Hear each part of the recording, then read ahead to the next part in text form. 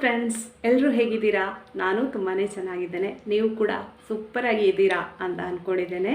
ಇವತ್ತಿನ ಟಾಪಿಕ್ ಗರ್ಲ್ಸ್ಗಾಗಿ ಅಥವಾ ಲೇಡೀಸ್ಗಾಗಿ ಅಂತೇಳಿ ಹೇಳ್ಬೋದು. ನಮ್ಮ ಪ್ರೈವೇಟ್ ಪಾರ್ಟಲ್ಲಿ ಹೇರನ್ನು ನಾವು ಯಾವ ಥರ ರಿಮೂವ್ ಮಾಡ್ಬೋದು ಅಥವಾ ಅದರಿಂದ ಏನೆಲ್ಲ ಸಮಸ್ಯೆಗಳಾಗ್ತದೆ, ನಾವು ಲೇಡೀಸ್ ಏನೆಲ್ಲ ಪ್ರಾಬ್ಲಮನ್ನು ಫೇಸ್ ಮಾಡ್ತೇವೆ ಅನ್ನೋದನ್ನು ಇವತ್ತಿನ ಟಾಪಿಕಲ್ಲಿ ನಾನು ಡಿಸ್ಕಸ್ ಮಾಡ್ತೇನೆ. ಅಂದರೆ ಮೊದಲನೇದಾಗಿ ನಾವು ಸಣ್ಣ ಮಕ್ಕಳ ವಿಷಯಕ್ಕೆ ಬರುವ, ಅಂದರೆ ಒಂದು ಸಣ್ಣ ಅಂದರೆ ಹೆಣ್ಣು ಮಕ್ಕಳು ಒಂದು 14 ವರ್ಷದಿಂದ ದೊಡ್ಡವರಾಗ್ತಾರಲ್ವ, ಆ ದೊಡ್ಡವರಾದಂಥ ಟೈಮಲ್ಲಿ ಅವರಿಗೆ ಗೊತ್ತಿರೋದಿಲ್ಲ ನಮ್ಮ ಪ್ರೈವೇಟ್ ಪಾರ್ಟಲ್ಲಿ ಹೇರ್ ಎಲ್ಲ ಬರುತ್ತಲ್ಲ ಯಾಕೆ ಅನ್ನೋದು ಅವರಿಗೆ ಗೊತ್ತಿರೋದಿಲ್ಲ. ಅದನ್ನು ನಾವು ಪೇರೆಂಟ್ಸ್ ಆದವರು ಸ್ವಲ್ಪ ಎಜುಕೇಷನ್ ಕೊಡಬೇಕು. ಆದರೆ ಕೆಲವರ ಮನೆಯಲ್ಲಿ ಆ ಥರ ಟಾಪಿಕ್ ಮಾತಾಡೋದಿಲ್ಲ ಅವರಿಗೆ, ಅಥವಾ ಮಕ್ಕಳಿಗೆ ಕೇಳಲಿಕ್ಕೆ ಕೂಡ ಮುಜುಗರ ಇರುತ್ತದೆ. ಅಂಥ ಟೈಮಲ್ಲಿ ಈ ಥರ ನಾವು ಅವರಿಗೆ ತಿಳಿಸ್ಕೊಡ್ಬೇಕು, ಇದನ್ನೆಲ್ಲ ಮಕ್ಕಳಿಗೆ ತಿಳಿಸಿಕೊಡಬೇಕು. ಅವರಿಗೆ ಅದನ್ನು ಮತ್ತೆ ಹೇಗೆ ಕ್ಲೀನ್ ಇಟ್ಕೊಳ್ಬೇಕು ಅನ್ನೋದನ್ನು ಕೂಡ ಗೊತ್ತಿರೋದಿಲ್ಲ. ಇದರಿಂದಾಗಿ ಅವರು ಅನೇಕ ಪ್ರಾಬ್ಲಮನ್ನು ಫೇಸ್ ಮಾಡಬೇಕಾಗ್ತದೆ. ನಮ್ಗೆ ಗೊತ್ತೇ ಇದೆ ಏನೆಲ್ಲ ಪ್ರಾಬ್ಲಮ್ಸ್ ಎಲ್ಲ ಬರುತ್ತೆ ಅಂತ ಹೇಳಿ. ಅಂದರೆ ಆ ಒಂದು ಹೈಜೀನಾಗಿ ಸರಿಯಾಗಿ ನಾವು ನೋಡ್ಕೊಳ್ಳಿಲ್ಲ ಅಂತ ಹೇಳಿದರೆ ಅಲ್ಲಿ ಇನ್ಫೆಕ್ಷನ್ ಆಗಿ ತುರಿಕೆ, ಕಜ್ಜಿ ಅಂಥದ್ದೆಲ್ಲ ಸ್ಟಾರ್ಟ್ ಆಗ್ತದೆ. ಇದರಿಂದ ಮತ್ತು ತುಂಬಾ ಇರಿಟೇಷನ್, ನಮ್ಮ ಎಲ್ಲ ಕೆಲಸದಲ್ಲಿ ಕೂಡ ಪ್ರಾಬ್ಲಮ್ ಆಗ್ತದೆ, ನಿದ್ದೆಗೆ ಕೂಡ ಸಮಸ್ಯೆ ಆಗ್ತದೆ. ಈಗ ವರ್ಕಿಂಗ್ ಲೇಡೀಸ್ ಆದರೂ ಸರಿ, ಅದೇನಾದರೂ ಸಮಸ್ಯೆ ಇದ್ದರೆ ಅವರಿಗೆ ತುಂಬಾ ಪ್ರಾಬ್ಲಮ್ ಆಗ್ತದೆ. ಇಚ್ಚಿಂಗ್ ಎಲ್ಲ ಆಗ್ತಾಯಿದ್ರೆ ಅದನ್ನು ತಡ್ಕೊಳ್ಳೋದು ಅಂತ ಹೇಳಿದರೆ ಸಫರ್ ಆಗ್ತಾ ಇರ್ತದೆ. ನಾವು ವರ್ಕ್ ಏರಿಯಾದಲ್ಲಿ ಎಲ್ಲ ಆ ಥರ ಒಂದು ಪ್ರಾಬ್ಲಮ್ ಇದ್ದರೆ ತುಂಬಾ ಕಷ್ಟ ಆಗುತ್ತೆ. ಅದಕ್ಕೆ ನಾವು ಪ್ರಿಕಾಷನ್ ಯಾವ ರೀತಿ ತಗೊಳ್ಬೋದು, ಏನು ಮಾಡಬೇಕು ಅನ್ನೋದನ್ನೆಲ್ಲ ಈ ವಿಡಿಯೋದಲ್ಲಿ ನಾವು ಮಾತಾಡುವ. ನಿಮಗೆ ಕೂಡ ಡೌಟ್ಸ್ ಏನಾದರೂ ಇದ್ದರೆ ಕೇಳ್ಬೋದು. ಮಕ್ಕಳಿಗೆ ಕೂಡ ಹಾಗೆ ಒದ್ದೆ ಆದಂತಹ ಪ್ಯಾಂಟೀಸ್ ಎಲ್ಲ ಹಾಕಲಿಕ್ಕೆ ಬಿಡಬಾರ್ದು. ಅವರಿಗೆ ಎಜುಕೇಷನ್ ಕೊಡಬೇಕು ಅದರ ಬಗ್ಗೆ. ಹಾಗೆ ಒದ್ದೆ ಪ್ಯಾಂಟೀಸ್ ಎಲ್ಲ ಹಾಕೋದ್ರಿಂದ ಬ್ಯಾಕ್ಟೀರಿಯಲ್ ಇನ್ಫೆಕ್ಷನ್ ಎಲ್ಲ ಆಗುತ್ತೆ. ಆದ ಕಾರಣ ಯಾವಾಗ ಅಂಥ ಸಮಸ್ಯೆ ಆಗ್ತದೆ, ಹೊರಗಡೆ ಎಲ್ಲ ಹೋದ ಟೈಮಲ್ಲಿ ಎಲ್ಲ ಎಕ್ಸ್ಟ್ರಾ ಬಟ್ಟೆಗಳನ್ನು ಇಟ್ಕೊಂಡಿರಬೇಕು, ಅದು ಒಂದು ಪಾಯಿಂಟ್. ಹಾಗೆ ನಾವು ಕೂಡ ದೊಡ್ಡವರು ಕೂಡ ಅಷ್ಟೇ, ನಾವು ಪ್ಯಾಂಟೀಸ್ ಎಲ್ಲ ಒದ್ದೆ ಆಗಲಿಕ್ಕೆ ಬಿಡಬಾರ್ದು. ಒದ್ದೆ ಆದ ತಕ್ಷಣ ನಾವು ಅದನ್ನು ಚೇಂಜ್ ಮಾಡಿ ಬೇರೆ ಹಾಕ್ಕೊಳ್ಬೇಕು. ಅದೇ ರೀತಿ ನಮ್ಮ ಪೀರಿಯಡ್ಸ್ ಟೈಮಲ್ಲಿ ಒಂದು ಈಗ ಪ್ಯಾಡ್ ಇದೆ, ಹಾಗೆ ಕಪ್ಸ್ ಅಂತ ಕೂಡ ನಾವು ಯೂಸ್ ಮಾಡ್ತೇವೆ. ಆದರೆ ಕಪ್ಸ್ ಎಲ್ರಿಗೂ ಕೂಡ ಕಂಫರ್ಟೇಬಲ್ ಅಂತೇಳಿ ಆಗೋದಿಲ್ಲ. ಕೆಲವರು ಈಗ ಪ್ಯಾಡನ್ನೇ ಯೂಸ್ ಮಾಡ್ತಾರೆ. ಪ್ಯಾಡ್ ಕೂಡ ನೋಡಿಕೊಂಡು ಯೂಸ್ ಮಾಡಬೇಕು. ಚೀಪರ್ ರೇಟ್ ಅಂತ ಹೇಳ್ಕೊಂಡು ಪ್ಲಾಸ್ಟಿಕ್ ಮಿಕ್ಸ್ ಆದಂತಹ ಪ್ಯಾಡ್ಗಳೆಲ್ಲ ಬರ್ತದೆ.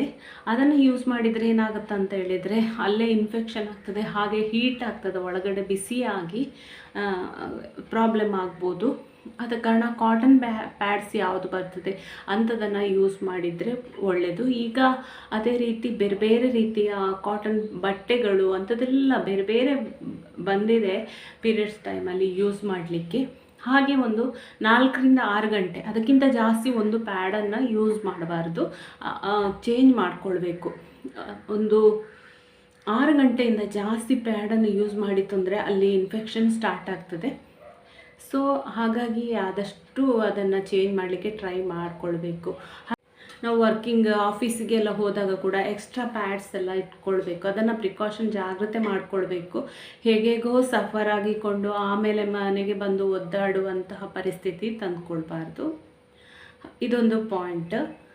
ಆಮೇಲೆ ಇನ್ನೊಂದು ಪಾಯಿಂಟ್ ಅಂತ ಹೇಳಿದರೆ, ನಾವು ಮಳೆಗೆ ಎಲ್ಲ ಹೋಗ್ತೇವಲ್ಲ, ಮಳೆ ಟೈಮಲ್ಲೆಲ್ಲ ಒದ್ದೆ ಆಗ್ತೇವಲ್ಲ, ಆಗ ಕೂಡ ಹಾಗೆ ಒದ್ದೆಯಲ್ಲೇ ಜಾಸ್ತಿ ಹೊತ್ತು ಇರದ ಹಾಗೆ ನಾವು ನಮ್ಮನ್ನು ಕೇರ್ ತಗೊಳ್ಬೇಕು. ಎಕ್ಸ್ಟ್ರಾ ಈಗ ಆಫೀಸ್ಗೆ ಹೋಗುವಾಗ ಮಳೆಗಾಲದಲ್ಲಿ ಆದರೆ ಆಫೀಸಿಗೆಲ್ಲ ಹೋಗುವಾಗ ಒದ್ದೆ ಆಗಿಕೊಂಡು ಹೋಗ್ತಾರೆ ಲೇಡೀಸ್ ಎಲ್ಲ. ಆಮೇಲೆ ಆ ಒದ್ದೆಯಲ್ಲೇ ಸಾಯಂಕಾಲದವರೆಗೆ ಇರ್ತೇವೆ ಅಲ್ವಾ, ಆ ಥರ ಎಲ್ಲ. ಇನ್ನೊಂದು ಮುಖ್ಯವಾದ ವಿಚಾರ ಅಂತ ಹೇಳಿದರೆ, ಪ್ರೈವೇಟ್ ಪಾರ್ಟಲ್ಲಿ ಹೇರನ್ನು ರಿಮೂವ್ ಮಾಡೋದು ಹೇಗೆ ಅಂತ ಹೇಳುವಂಥದ್ದು. ಕೆಲವರೆಲ್ಲ ಏನು ಮಾಡ್ತಾರೆ, ಟೂತ್ ಪೇಸ್ಟ್ ಅಂತೆ ಮತ್ತು ಇನ್ನೇನು ಸೋಡದ ಹುಡಿ ಅಂಥದ್ದೆಲ್ಲ ಯೂಸ್ ಮಾಡ್ತಾರೆ. ಅದು ತುಂಬ ಸೂಕ್ಷ್ಮವಂತಹ ಜಾಗ, ಹಾಗಾಗಿ ಅಲ್ಲಿಗೆ ಯಾವುದೇ ರೀತಿಯ ಅಂಥದ್ದೆಲ್ಲ ಕೆಮಿಕಲ್ಗಳನ್ನು, ಸೋಡದ ಹುಡಿ ಅಂಥದ್ದೆಲ್ಲ ಹಾಕಬಾರ್ದು. ಈ ಪ್ರೈವೇಟ್ ಪಾರ್ಟಲ್ಲಿ ನಾವು ಹೇರ್ ರಿಮೂವ್ ಮಾಡಬೇಕಾ ಬೇಡವಾ ಅನ್ನೋದೊಂದು ಪ್ರಶ್ನೆ. ಯಾಕೆಂದರೆ ಹೇರ್ ಇರೋದು ಕೂಡ ನಮ್ಮ ರಕ್ಷಣೆಗೋಸ್ಕರ. ಈಗ ಕಣ್ಣಿನಲ್ಲಿ ಆಗಿರ್ಬೋದು, ತಲೆಯಲ್ಲಿ ಆಗಿರ್ಬೋದು, ಎಲ್ಲೇ ಆಗಿರ್ಬೋದು, ಹೇರ್ ಅಂತೇಳಿ ದೇವರು ಅದು ಕೊಟ್ಟಿದ್ದಾರೆ. ಅದು ನಮ್ಮ ಚರ್ಮದ ರಕ್ಷಣೆಗೋಸ್ಕರ. ಹಾಗಾಗಿ ಪ್ರೈವೇಟ್ ಪಾರ್ಟಲ್ಲಿ ಹೇರ್ ರಿಮೂವ್ ಮಾಡದೆ, ಮೊದಲಿನ ಕಾಲದಿಂದ ಹೇಳೋದಾದರೆ ಮಾಡದೇ ಇರ್ತಿದ್ರು. ಬಟ್ ಈಗಿನ ಕಾಲದಲ್ಲೆಲ್ಲ ಹಾಗೆ ಅಲ್ಲ. ಮತ್ತು ತುಂಬ ಬ್ಲೀಡಿಂಗ್ ಅಂಥ ಟೈಮಲ್ಲಿ ತುಂಬ ಹೇರ್ ಎಲ್ಲ ಇದ್ದರೆ ನಮಗೆ ಇರಿಟೇಷನ್ ಆಗ್ತದಲ್ವ, ಅದಕ್ಕೋಸ್ಕರ ಅದನ್ನು ಈಗಿನವರು ಎಲ್ಲರೂ ಕೂಡ ಟ್ರಿಮ್ ಮಾಡ್ಕೊಳ್ತೇವೆ. ಯಾವ ರೀತಿ ಟ್ರಿಮ್ ಮಾಡ್ಕೊಳ್ಬೋದು ಅಂತ ಹೇಳಿದರೆ ರೇಸರ್ನ ಸಹಾಯದಿಂದ. ಮೇಯ್ನಾಗಿ ಅಲ್ಲಿಗೆ ನಾವು ರೇಸರನ್ನು ಉಪಯೋಗಿಸ್ಕೊಳ್ಬೋದು. ರೇಸರನ್ನು ಉಪಯೋಗಿಸೋ ಮೊದಲು ಲಾಂಗ್ ಹೇರ್ ಅಂತ ಇತ್ತು ಅಂತಾದರೆ ಅದನ್ನು ಟ್ರಿಮ್ ಮಾಡ್ಕೊಳ್ಬೇಕು. ಆಮೇಲೆ ನಾವು ರೇಸರಲ್ಲಿ ಹೇರನ್ನು ರಿಮೂವ್ ಮಾಡಿಕೊಳ್ಬೇಕು. ಆನ್ಲೈನಲ್ಲಿ ಬೇರೆ ಬೇರೆ ರೀತಿಯ ರೇಸರ್ಗಳು, ತುಂಬ ಕಂಫರ್ಟಾಗಿ ಯೂಸ್ ಮಾಡುವಂತಹ ರೇಸರ್ಗಳೆಲ್ಲ ಇದೆ. ಬೇಕಾದರೆ ನಾನು ಯೂಸ್ ಮಾಡುವಂತಹ ರೇಸರ್ಗಳು ನಿಮಗೆ ಬೇಕು ಅಂತಿದ್ರೆ ಕಮೆಂಟಲ್ಲಿ ತಿಳಿಸಿ, ನಾನು ಲಿಂಕನ್ನು ಶೇರ್ ಮಾಡ್ಬೋದು. ತುಂಬಾ ಕಂಫರ್ಟ್ ಇದೆ. ಕಾರ್ಮೆಸಿ ಅವರ ಅದು ನೀವು ನೋಡಿರ್ಬೋದು, ಅವರದ್ದು ರೇಸರ್ ತುಂಬಾ ಚೆನ್ನಾಗಿದೆ. ಅಂದರೆ ಯೂಸ್ ಮಾಡಲಿಕ್ಕೆ ತುಂಬ ಈಸಿ. ಯಾವುದೇ ರೀತಿ ಅಥವಾ ಹಾರ್ಮ್ ಆಗೋದು, ತಾಗೋದು ಅಂಥದ್ದೆಲ್ಲ ಆಗೋದಿಲ್ಲ. ಅದಕ್ಕೋಸ್ಕರ ಇನ್ನೊಂದು ಇಚ್ಚಿಂಗ್ ಅಂತ ಪ್ರಾಬ್ಲಮ್ ಬರ್ತದೆ.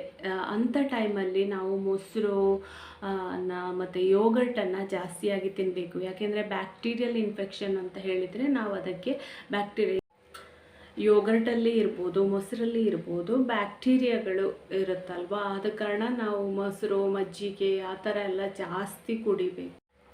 ಇದರಿಂದ ನಮ್ಮ ಬ್ಯಾಕ್ಟೀರಿಯಲ್ ಇನ್ಫೆಕ್ಷನ್ ಎಲ್ಲ ಕಡಿಮೆ ಆಗ್ತದೆ. ಬ್ಯಾಕ್ಟೀರಿಯಲ್ ಇನ್ಫೆಕ್ಷನ್ ಆಗದಾಗೆ ಮಾಡಲಿಕ್ಕೆ ಮತ್ತೊಂದು ವಿಷಯ ಹೇಳೋದಾದರೆ, ನಾವು ಪ್ರತಿ ಬಾರಿ ಹೋದಾಗ ಕೂಡ ಸೋಪ್ ವಾಟರನ್ನು ಹಾಕಿ ಪ್ರೈವೇಟ್ ಪಾರ್ಟನ್ನು ಕೆಲವರು ತೊಳಿತಾರೆ. ಹಾಗೆ ಜಾಸ್ತಿ ಮಾಡಬಾರ್ದು. ಯಾಕೆ ಅಂತ ಹೇಳಿದರೆ, ಇದೊಬ್ಬರು ಡಾಕ್ಟ್ರು ನನಗೆ ಹೇಳಿದ್ದು, ನೀವು ಪ್ರತಿ ಸಲ ವಾಶ್ರೂಮಿಗೆ ಹೋದಾಗ ಕೂಡ ಸೋಪ್ ಹಾಕಿ ತೊಳ್ಕೊಂಡು ಬಂದರೆ ಅಲ್ಲಿ ಏನಾಗ್ತದೆ ಅಂದರೆ, ಅಲ್ಲಿ ಒಂದು ನಮ್ಮ ಪ್ರೈವೇಟ್ ಪಾರ್ಟಲ್ಲಿ ಇದು ಬ್ಯಾಕ್ಟೀರಿಯಾ ಇರುತ್ತೆ, ಒಳ್ಳೆ ಬ್ಯಾಕ್ಟೀರಿಯಾ ಇರುತ್ತೆ. ನೀವು ಸೋಪ್ ಹಾಕಿ ತೊಳೆದ್ರೆ ಅದೆಲ್ಲ ಹೋಗುತ್ತೆ, ಆಮೇಲೆ ಅಲ್ಲಿ ಇನ್ಫೆಕ್ಷನ್ ಆಗ್ತದೆ ಅಂತ ಹೇಳಿ. ಆದ ಕಾರಣ ಬರೀ ನೀರಿನಿಂದಷ್ಟೇ ನಾವು ವಾಶ್ ಮಾಡಿ ಬರಬೇಕು. ದಿನಕ್ಕೆ ಒಂದು ಸಲ ಮಾತ್ರ ನಾವು ಸೋಪ್ ವಾಟರನ್ನು ಯೂಸ್ ಮಾಡಿಕೊಂಡು ಕ್ಲೀನ್ ಮಾಡಬೇಕು. ಡೈಲಿ ತುಂಬ ಸಲ ಸಾಬೂನು ಹಾಕಿ ಎಲ್ಲ ನಾವು ವಾಶ್ ಮಾಡ್ತಾ ಇದ್ದರೆ ಕೆಲವರಿಗೆ ಇದೆ ಕ್ಲೀನ್ ಆಗೋದಿಲ್ಲ, ಹಾಗೆ ಹೀಗೆ ಅಂತ ಹೇಳ್ಕೊಂಡು ತುಂಬ ಸೋಪ್ ಹಾಕಿ ವಾಶ್ ಮಾಡ್ತಾರೆ. ಹಾಗೆ ಮಾಡಬೇಡಿ, ಇದರಿಂದ ಬ್ಯಾಕ್ಟೀರಿಯಲ್ ಇನ್ಫೆಕ್ಷನ್ ಆಗ್ಬೋದು. ಆ ಥರ ಇಚ್ಚಿಂಗ್ ಎಲ್ಲ ಇದ್ದ ಟೈಮಲ್ಲಿ ಮಾತ್ರ ನಾವು ತುಂಬ ಇದು ಕೆಮಿಕಲ್ ಯುಕ್ತ ವಿ ವಾಶ್ ಇರ್ಬೋದು, ಇನ್ನೊಂದು ಬೇರೆ ಬೇರೆ ಪ್ರಾಡಕ್ಟ್ಗಳೆಲ್ಲ ಇದೆ.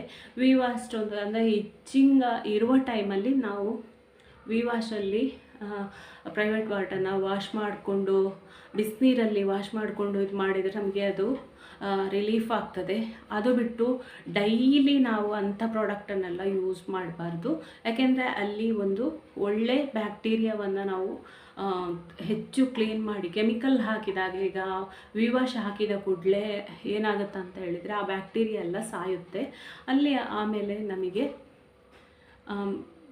ಇಚ್ಚಿಂಗ್ ಸ್ಟಾರ್ಟ್ ಆಗ್ತದೆ, ಇನ್ಫೆಕ್ಷನ್ ಆಗ್ತದೆ, ತುಂಬ ತುರಿಸೋದು, ಕಜ್ಜಿ ಎಷ್ಟು ಜೋರಾಗ್ತದೆ ಅಂತ ಹೇಳಿ ನಮಗೆ ಗೊತ್ತಿದೆ ಲೇಡೀಸಿಗೆ ಹೇಗಾಗುತ್ತೆ ಅಂತೇಳಿ.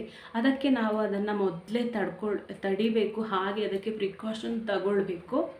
ಹೇರನ್ನು ಒಂದು 15 ಡೇಸ್ಗೊಮ್ಮೆ ರಿಮೂವ್ ಮಾಡ್ಬೋದು, ತೊಂದರೆ ಇಲ್ಲ.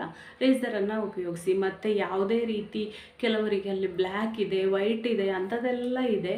ಅದನ್ನೆಲ್ಲ ದೊಡ್ಡ ತಲೆಗೆ ತಗೊಳ್ಬೇಕು ಅಂತ ಇಲ್ಲ. ಯಾಕೆಂದರೆ ನಾವು ಆರೋಗ್ಯವಾಗಿ ಇರೋದು ಮಾತ್ರ ಇಂಪಾರ್ಟೆಂಟ್. ಇಷ್ಟೆಲ್ಲ ವಿಷಯಗಳು. ಇನ್ನೇನಾದರೂ ಡೌಟ್ಸ್ ಇದ್ದರೆ ನೀವು ಕೇಳ್ಬೋದು ಕಮೆಂಟ್ಸಲ್ಲಿ.